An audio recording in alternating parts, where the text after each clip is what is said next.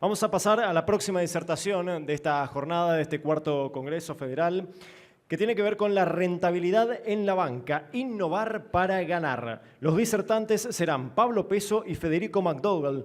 Bueno, ante todo, sabemos que el terrible desafío que es ser los últimos disertantes previo al almuerzo, prometemos portarnos en consecuencia.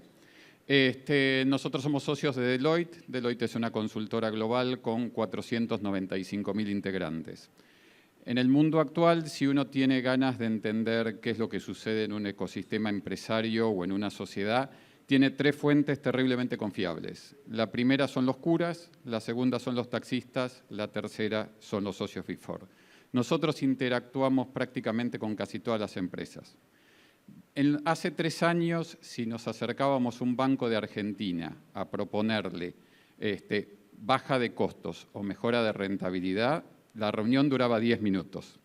Desde hace 3 meses, cada vez que nos acercamos a un banco y les preguntamos dónde les duele, nos dicen esas dos cosas. Nos dicen, necesitamos reducir costos, necesitamos mejorar la rentabilidad.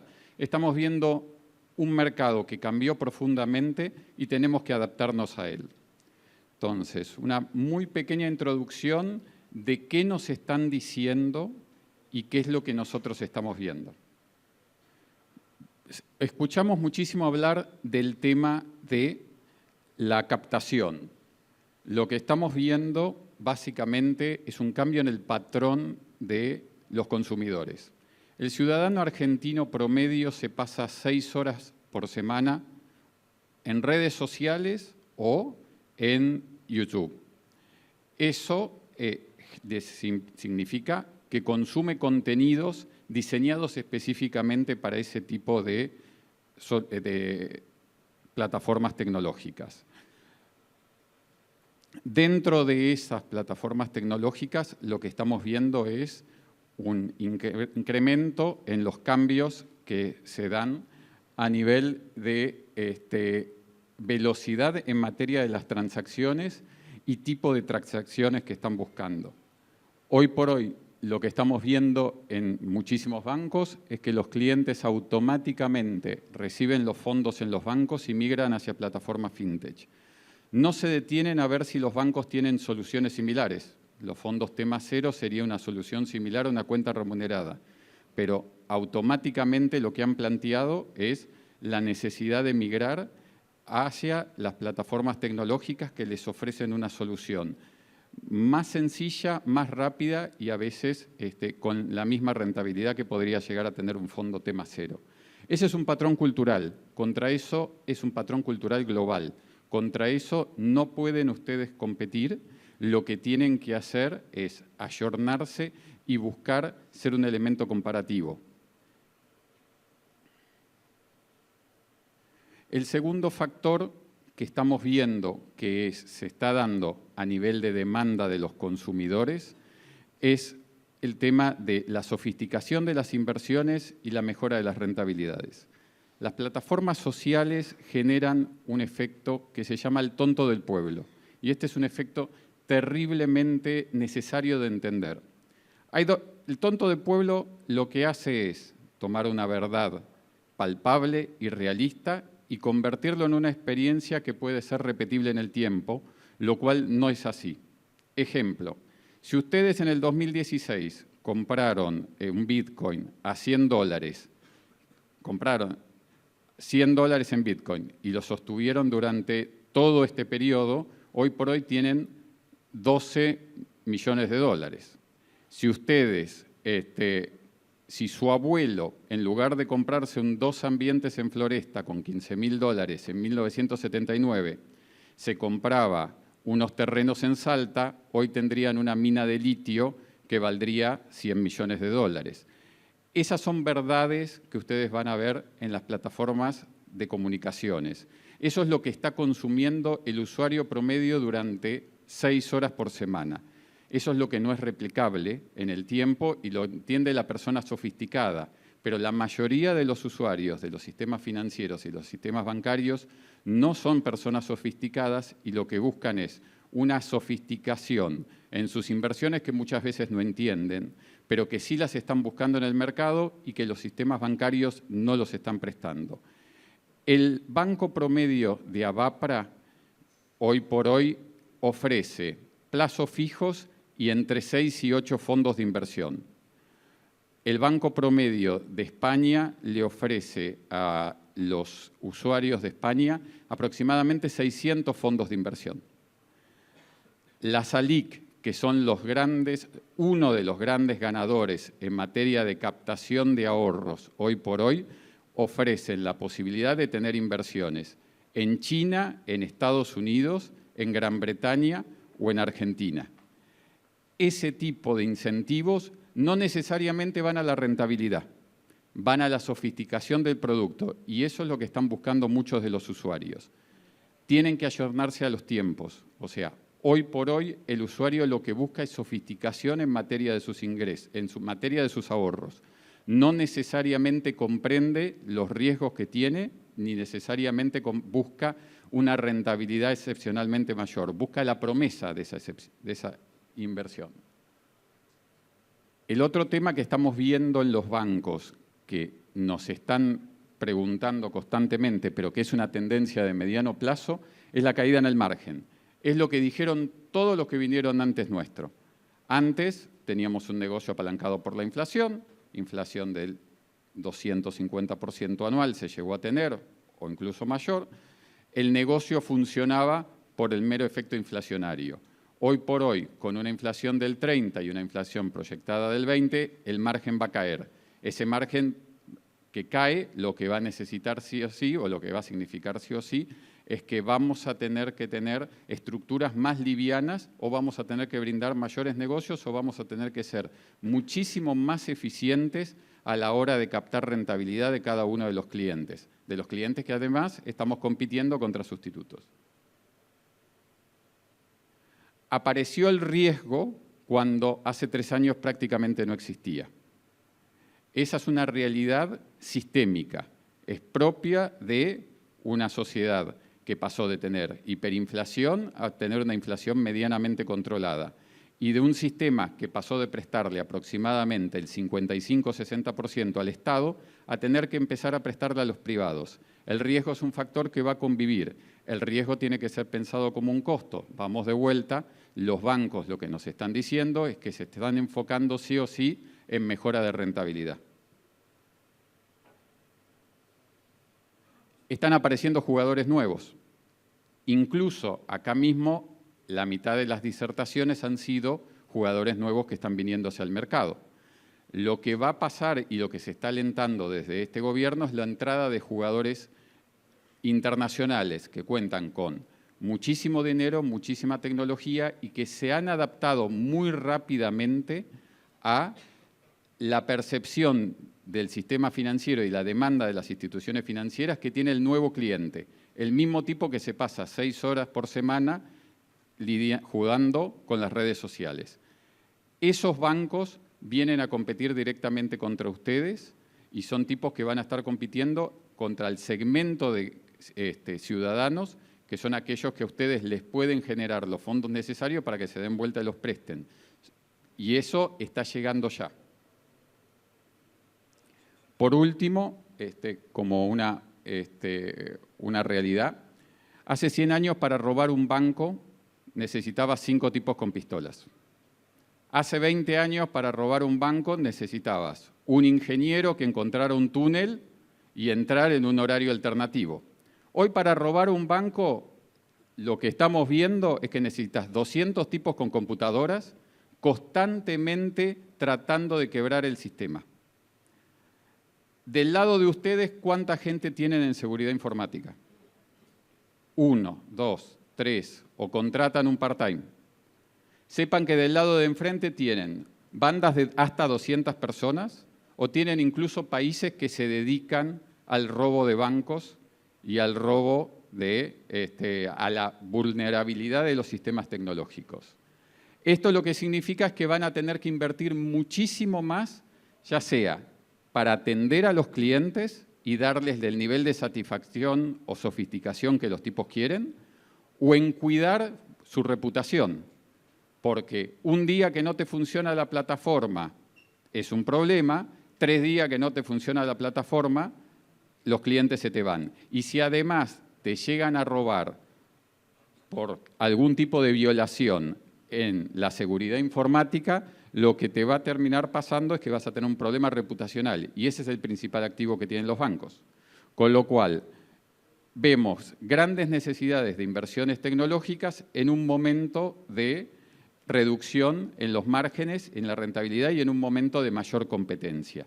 El desafío que tenemos nosotros en los próximos 20 minutos, antes de que ustedes por hambre salgan todos corriendo, es darles 3 soluciones que estamos implementando con los bancos que los pueden ayudar de todos esos lados. Pablo. Bien, lo que les vamos a contar ahora, ¿qué tal? Buenos días, buenas tardes. Mi nombre es Pablo Peso, soy socio responsable para la industria financiera en Cono Sur de Deloitte.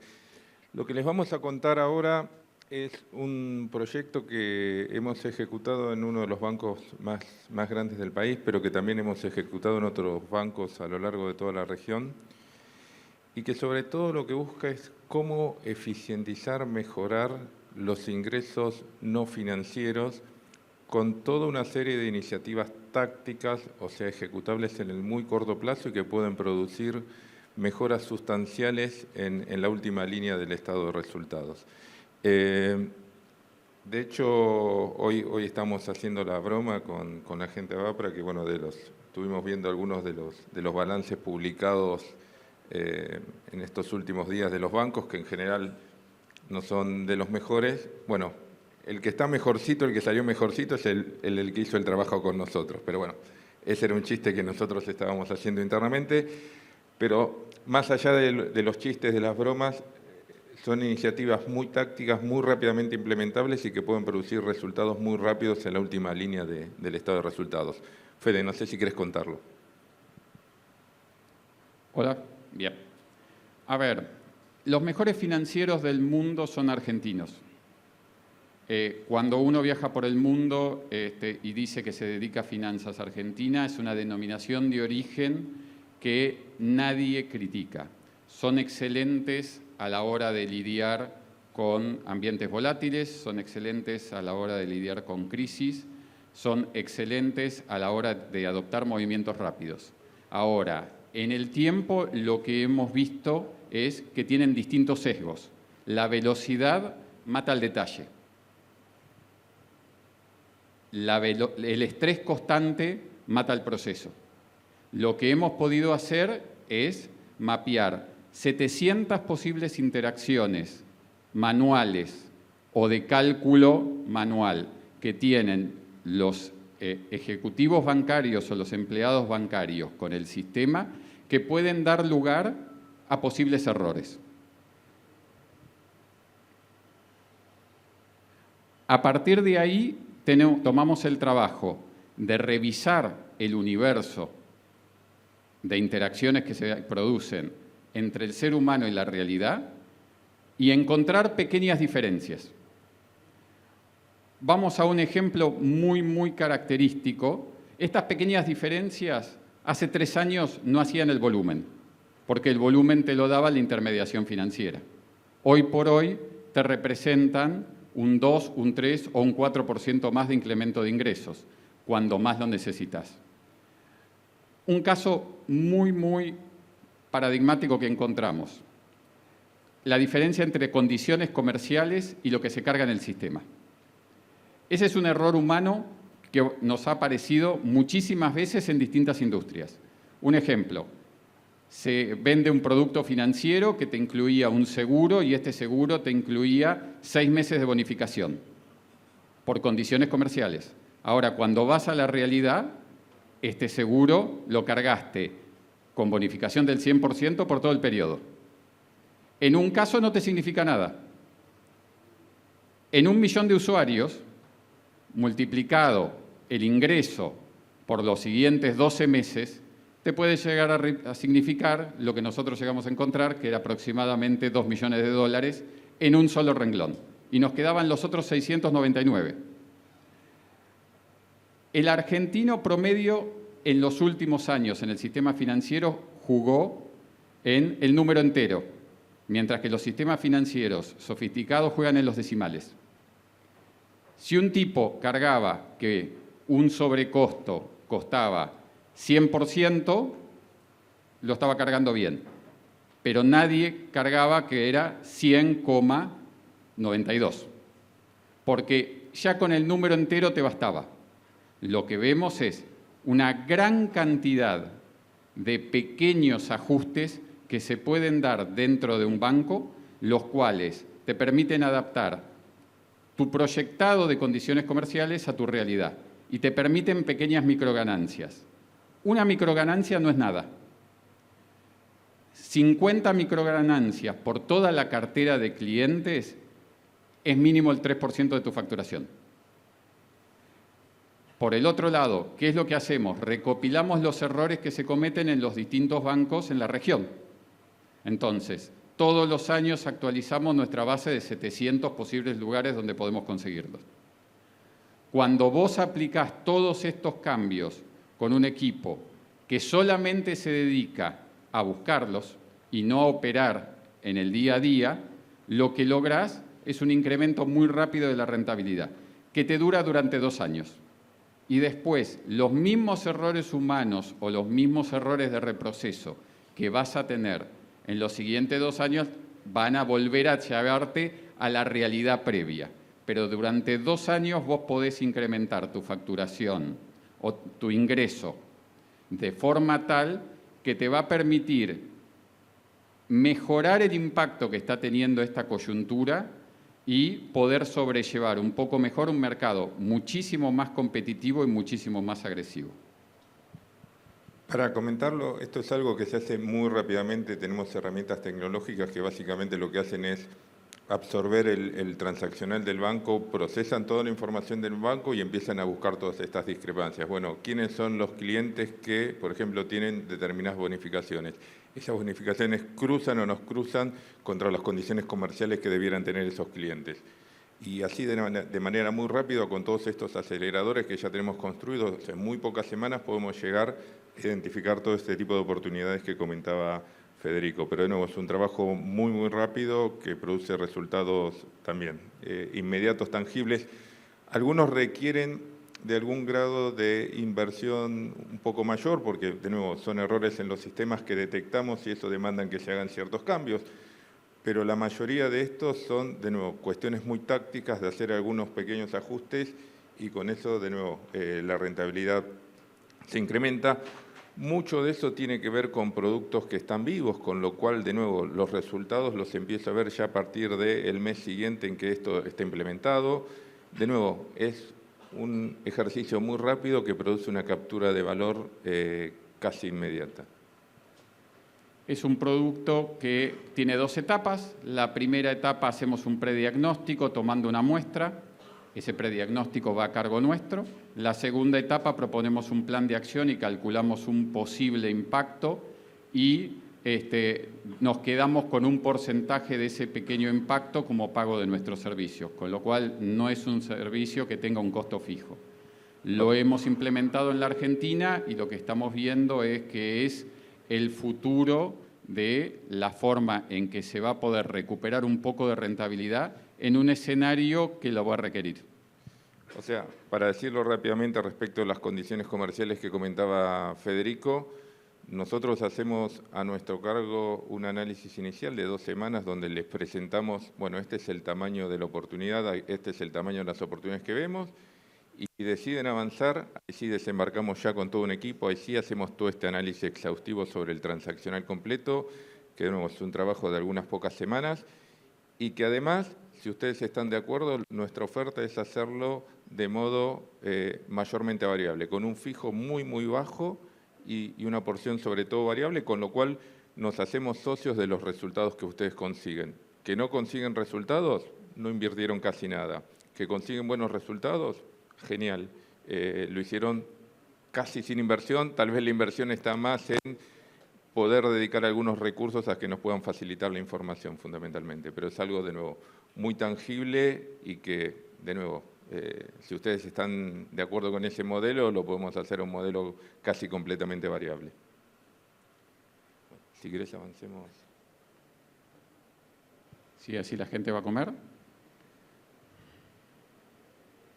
Bien, en líneas generales es todas las posibles combinaciones, lo que van a ver en los cuadros verdes, todas las posibles combinaciones que fuimos encontrando en todos los bancos de la región donde podía cometerse un pequeño error multiplicado por la cantidad de sucesos que tienen y la cantidad de clientes que tiene un banco promedio, lo que significa es bastante dinero que aparece en el cortísimo plazo en los ingresos de los bancos.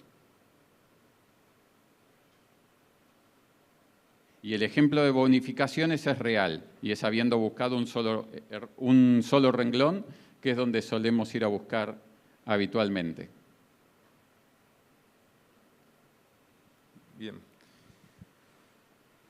Y otro tema del que se suele hablar mucho, bueno, estuvimos hablando toda la mañana de eso, o uno de los temas de los que estuvimos hablando es el tema de la transformación digital.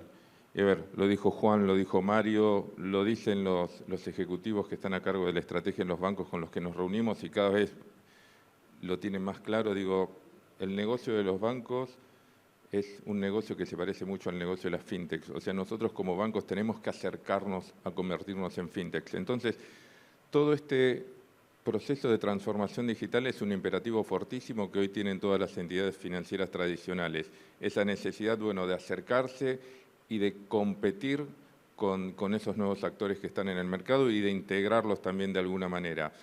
Ahora, también lo que hemos visto es, en muchos casos, un cierto grado de decepción con esos procesos de transformación, que muchas veces han implicado grandes inversiones durante largos plazos y que no necesariamente han sido tan exitosos como el que hoy nos han contado el Banco de Chaco. Hemos visto casos donde se han producido inversiones significativas o han hecho ciertos experimentos con ciertas tecnologías que a lo mejor, y hoy se está viendo mucho en la industria, ese cierto efecto de decepción de invertimos mucho, pusimos mucho esfuerzo, mucha energía incluso en esto, pero los resultados, la verdad, sinceramente, si era esto, no vale la pena.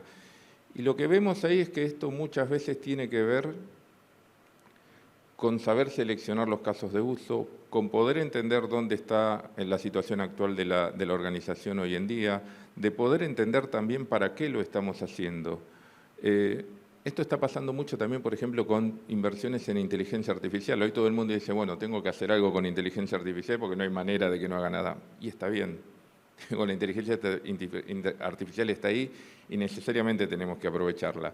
Ahora, ¿cómo la voy a aprovechar? ¿Para qué? ¿Cuáles son los casos de uso? ¿Cómo la voy a aplicar?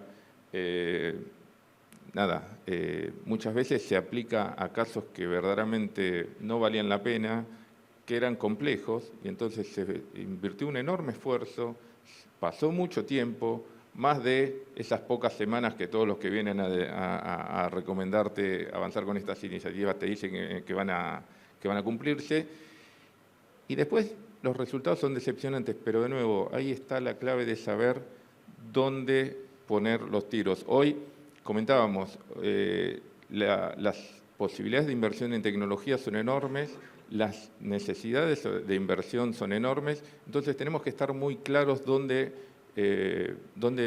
poner las balas, dónde vamos a invertir, dónde vamos a priorizar, dónde lo vamos a dejar para más adelante y dónde vamos a decir, bueno, directamente esto es totalmente secundario, esto lo dejo en un parking lot, no necesariamente voy a abordar estas temáticas. Porque hoy, de nuevo, vemos a muchos actores en el mercado abordando de una manera, si se quiere, caótica sus programas de automatización, de incorporación de inteligencia artificial, de integración de ciertas soluciones. Entonces, si bien en Deloitte, obviamente tenemos capacidades de implementación de cualquier tecnología, no sé, en la tecnología que vean somos a nivel global, a nivel regional y también a nivel local el número 1 o el número 2 en implementación de esas tecnologías, no sé, SAP, Oracle, Salesforce, no sé, la que quieran, herramientas de Google, de IBM, de Microsoft, las que se les ocurran, siempre estamos en el top 1 o 2 en cualquier mercado. Pero de nuevo, no se trata solamente de las capacidades de implementación y por eso no les venimos a hablar de eso ahora, sino que algo donde estamos poniendo mucho foco en acompañar a los bancos es, sobre todo, es cómo ordenar su plan, su programa de inversión en tecnología, lo cual implica entender dónde se está, pero también conocer cuál es la ambición de dónde debiera estar. Y para eso es importante también entender dos cosas fundamentalmente. Uno, qué es lo que nos está demandando nuestro mercado, qué están haciendo nuestros competidores y a qué velocidad también están yendo nuestros competidores y las demandas del mercado, que es otra variable que también tenemos que considerar. Porque muchas veces vemos que las instituciones están avanzando, están haciendo cosas, lo cual está fantástico, pero lo que tenemos que entender también es, bueno, cuál es la velocidad a la que necesitamos avanzar, porque es la velocidad de la demanda de nuestros clientes y porque es la velocidad a la que se están moviendo también nuestros competidores. Nuestros competidores actuales son los nuevos incumbentes que están entrando al mercado. Entonces, para mostrarles aquí, contarles muy rápidamente, este es un estudio de madurez digital de la banca que tenemos en Deloitte, que es la verdad que un activo que creemos muy interesante. Se hizo para alrededor de 350 bancos a nivel global, con una muy buena participación también de bancos de Latinoamérica y de Argentina, y donde fundamentalmente en esta encuesta nos dedicamos a entender básicamente cuáles son... Me cambiaron la película, puede fallar. ¿Cuáles son los pasos del cliente, el ciclo de vida del recorrido del cliente en su relación con el banco? Desde que un cliente toma contacto con el banco para obtener información sobre sus productos cuando todavía no es cliente, cuando el cliente se incorpora, en la transaccionalidad diaria del cliente, en la incorporación de servicios de valor agregado, lo que se llama el más allá de la banca, y cómo hoy los bancos están integrándose como plataformas que van mucho más allá de lo financiero, con nuevos actores de nuevo del mundo financiero, como los que hoy estuvieron hablando y van a seguir exponiendo en este escenario, pero también con otro tipo de actores, de manera tal de ofrecer soluciones de marketplace y ecosistemas de soluciones para las necesidades de cada uno de los usuarios de una manera mucho más amplia, que esto, de nuevo, en mercados más evolucionados está mucho más desarrollado, pero que ya los bancos líderes de Argentina también están empezando a implementar.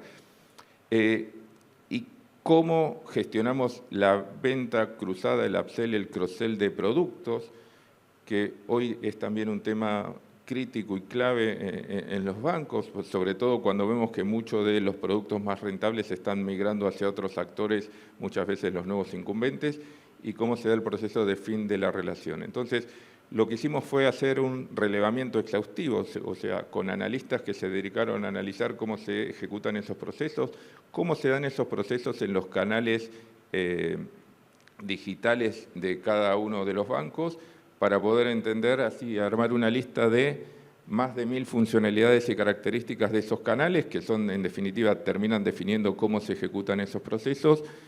Y también encuestamos a más de 4.300 clientes para poder entender, bueno, qué es lo que esperan, qué es lo que necesitan, qué es lo que buscan en su interacción con su banco. Y más allá de las conclusiones que esto, si están interesados, las podemos revisar, nos buscan y lo charlamos a más detalle. Les ofrecemos poder presentarles los resultados de este relevamiento a detalle en conversaciones uno a uno con cada uno de ustedes. Pero digo, más allá de revisar estos temas, sobre todo nos interesaba mostrarles esto, o sea, cuál es el grado de madurez que hemos visto en Argentina respecto del mundo, pero sobre todo respecto de la región. Y hoy un poco lo comentábamos, en general en todo lo que tiene que ver con el ecosistema de pagos, y bueno, podemos incluir en el mundo cripto.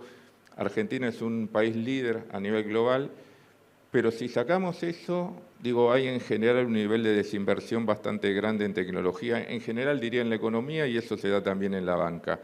Y lo que hemos visto en las encuestas en los últimos años es que hemos ido evolucionando, hemos ido avanzando, pero cuando nos comparamos ya no solo con los mercados líderes, sino cuando nos comparamos con los mercados líderes en Latinoamérica, Brasil, México, Chile, Colombia queremos incluir también, vemos que ellos también han estado avanzando, pero tal vez han estado avanzando incluso a mayor velocidad de lo que hemos estado avanzando en Argentina, con lo cual creemos que tenemos una brecha que recuperar muy grande y lo tenemos que hacer rápido porque, de nuevo, si no nos van a comer todos esos nuevos incumbentes que están entrando, que muchos de ellos, si lo sabemos entender, pueden ser incluso socios. Pero tenemos que acelerar todo ese proceso de transformación, pero de nuevo, sabiendo y entendiendo dónde es que necesitamos producir esa transformación. Y en general, lo que pueden ver aquí es que donde más tenemos que trabajar en Argentina son tal vez en los puntos 4 y 5, que es lo que llamamos el día a día de la banca, que esto es básicamente la transaccionalidad de los diferentes productos, y en la expansión de la relación, que aquí está todo lo que tiene que ver con el cross-sell, el upsell, pero también la integración de diferentes ecosistemas y ofrecer servicios integrados más allá de la banca. Ahí es donde hoy tenemos la mayor brecha, ahí es donde hoy tenemos más que trabajar, pero esto no se trata solamente de correr detrás de lo que están haciendo otros mercados, sino también se trata de entender, bueno, qué es lo que necesitamos nosotros como clientes y qué es como bancos y qué es lo que nos están demandando nuestros clientes. Y tal vez donde mejor estamos, bueno, y ahí está la idiosincrasia argentina y donde sí somos líderes a nivel global es en el fin de la relación. En lo que hace a terminar la relación, en eso creo que tenemos los mejores estándares a nivel global. Pero bueno, chistes aparte. Bien, con toda esta información, nosotros también lo que les ofrecemos es poder tener sesiones de trabajo, lo que llamamos labs, laboratorios de ambición digital, que básicamente son sesiones que ya están estructuradas, planificadas y que se hacen en un plazo de tiempo muy corto, donde básicamente a partir de entender la situación en donde están tecnológicamente cada uno de los bancos, entender cuáles son las demandas que hoy trae el mercado a partir de esta información que tenemos, a partir de esta información que tenemos respecto de qué están haciendo los competidores en Argentina, en la región y en el mundo, poder setear una definición de ambición digital que nos ayude a poder armar un programa priorizado de transformación digital y saber dónde conviene invertir las balas, de nuevo, de acuerdo a lo que nos está pidiendo el mercado, pero también de acuerdo a nuestra propia experiencia, a nuestra propia estrategia y a nuestros propios clientes. Y ya lo último, y ya viene el almuerzo, un tema que estamos viendo con bancos y asociaciones en la región, bueno, esto incluso ya también lo hemos charlado con Marcelo, es la cuestión de los servicios compartidos. ¿Qué son los servicios compartidos? Bueno, esto es un concepto que está muy ampliamente ya aceptado en múltiples organizaciones que tienen diferentes compañías, diferentes unidades de negocio, donde tienen estructuras replicadas, tienen estructuras administrativas, tienen estructuras de análisis de riesgo, estructuras de operaciones, de tecnología, de innovación, distribuidas, y que se dan cuenta de que teniendo algo replicado por N, es mucho menos eficiente y es mucho menos efectivo, es mucho menos productivo, produce menos resultados que consolidarlo y aprovechar las economías de escala, que no es solamente una cuestión de eficiencia de costos, sino también es una cuestión de especialización. Y entonces ahí empezamos a ver cómo muchos de estos modelos de servicios compartidos en muchas organizaciones que ya han adoptado este modelo se están transformando no solamente en centros que producen transaccionalidad a un costo muchísimo menor, sino que también por la especialización y por la escala se están transformando en centros de innovación. ¿Qué quiere decir esto? Que mucha de la innovación que se empieza a incorporar en estas organizaciones que tienen ya adoptados estos modelos de servicios compartidos, empiezan por estos centros. Entonces ahí tenemos la experimentación, ahí tenemos las primeras adopciones de ciertas soluciones, etcétera, etcétera. Ahora, la pregunta es, cuando esto lo charlamos muchas veces con los bancos, o incluso a veces con las asociaciones o federaciones que aglutinan bancos, es Bueno, pero ¿y esto es aplicable? Porque esto está bien para una compañía que tiene múltiples unidades de negocios, tal vez hasta en múltiples geografías, y que consolida determinadas funciones en un único punto. Pero esto aplica a actores que son competidores en un mismo mercado. Y la respuesta yo personalmente la tuve muy temprano en mi carrera cuando nos tocó apoyar a Bancomer y Banamex en la construcción de su centro de procesamiento de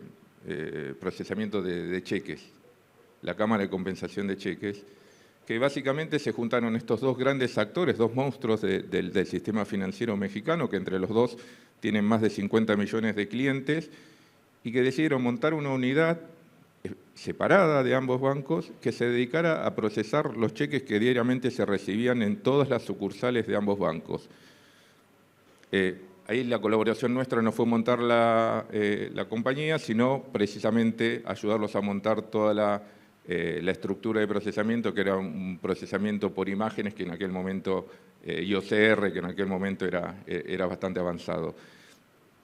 Pero digo, lo que llamaba la atención es que estábamos hablando no ya de procesos secundarios, de procesos marginales, no estábamos hablando de generar la contabilidad, sino que estábamos hablando de un proceso que era caro, que era voluminoso, que era crítico, que era central para los clientes, pero que además era entregarle a una sociedad de la que participaba mi otro gran competidor información de todos mis cuentacorrentistas, la información de quiénes eran, qué consumos tenían, dónde consumían, cuánto consumían, información de contacto, estaba todo ahí.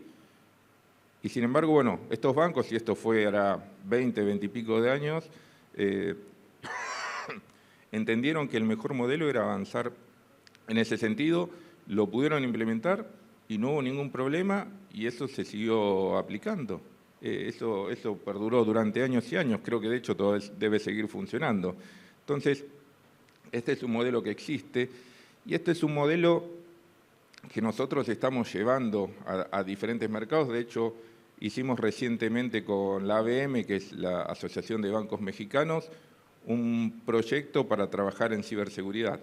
Que ciberseguridad pareciera ser que es uno de los temas tal vez más fáciles de convencer que se puede compartir, porque básicamente, lo comentaba Federico, son los mismos actores que van a estar atacando a los bancos con las mismas herramientas y de la misma forma. Y como comentaba Federico, de una manera masiva y donde posiblemente estemos en una situación de desventaja. Entonces, poder consolidar esos servicios y tener un gran centro común de ciberdefensa de los bancos, me parece que es una alternativa súper válida. Lo hemos hecho, por ejemplo, con la Asociación de Bancos Mexicanos. Hay un montón de otros ejemplos, pero nada, simplemente les queríamos plantear aquí la inquietud. Esto es algo posible, es algo que creemos que debieran analizar. De nuevo, lo hemos planteado con Marcelo y nada, obviamente que estamos a disposición para seguir charlando al respecto y contándole de las experiencias. Así que bueno, nada, muchísimas gracias a todos, muchísimas gracias a Vapra por la invitación, gracias Marcelo, gracias Maggie, muchas gracias a Banco de Chaco que por haber sido tan hospitalarios, habernos recibido y por su pasión también por mostrarnos su tan hermosa provincia. Así que bueno, muchísimas gracias.